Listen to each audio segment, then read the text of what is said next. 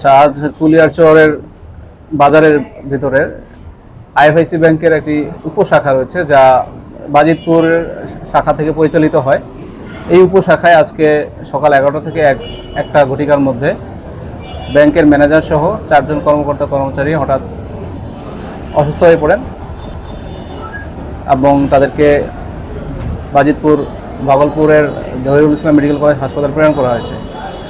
সাথে 2 জন গার্ড এবং security guard তারাও অসুস্থ হয়ে পড়েন, তাদেরকেও হাসপাতালে প্রেরণ করা হয়েছে। আমরা ঘটনার পরপরই ঘটনাস্থলে আসি, পুলিশ এবং থানা পুলিশ এবং আমি নিজেও আসি। আচ্ছা, আজ আসার পরে আমরা প্রাথমিকভাবে ঘটনার কারণ অনুসন্ধানের জন্য ব্যাংকের অভ্যন্তরে ব্যাংকের যারা সিকিউরিটি গার্ড ছিলেন ওই সময় ওদের সাথে আমরা প্রবেশ করার পর দেখা যায় যে ব্যাংকের অভ্যন্তরে বিষাক্ত গন্ধ পাওয়া যায় এবং এই কেমিক্যালের গন্ধ একটু উৎকট তীব্র গন্ধ।